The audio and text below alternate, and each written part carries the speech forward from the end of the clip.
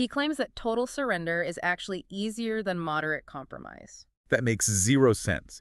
Giving 100% is harder than giving 50%. That's just basic math. In math, sure, but in psychology and spiritual life, not at all. Let's look at his lazy boy analogy. Okay, lay it on me. Lewis talks about a student in a geometry class. There's a diligent student who struggles to actually understand the core theorem.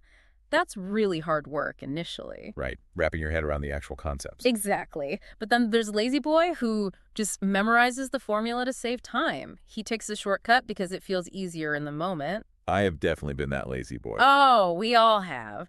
But what happens? 6 months later, the final exam comes around.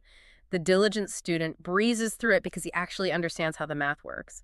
The lazy boy is now in a total nightmare. Because he forgot the formulas. Right, he has to memorize dozens of disconnected formulas. He doesn't know how they relate. He's stressed, he's failing. The easy way turned out to be the hardest possible path. Okay, I see that. But how does a geometry test apply to everyday morality? Think about the massive mental load of moderation.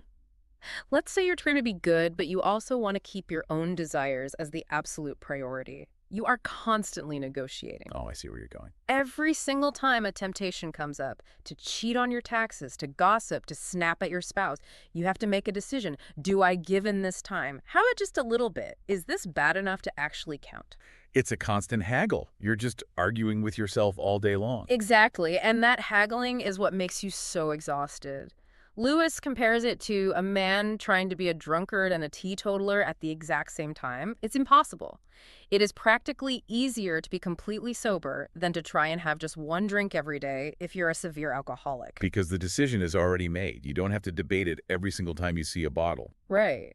When you hand over the whole self, that exhausting debate stops. You aren't managing 1,000 unruly desires anymore.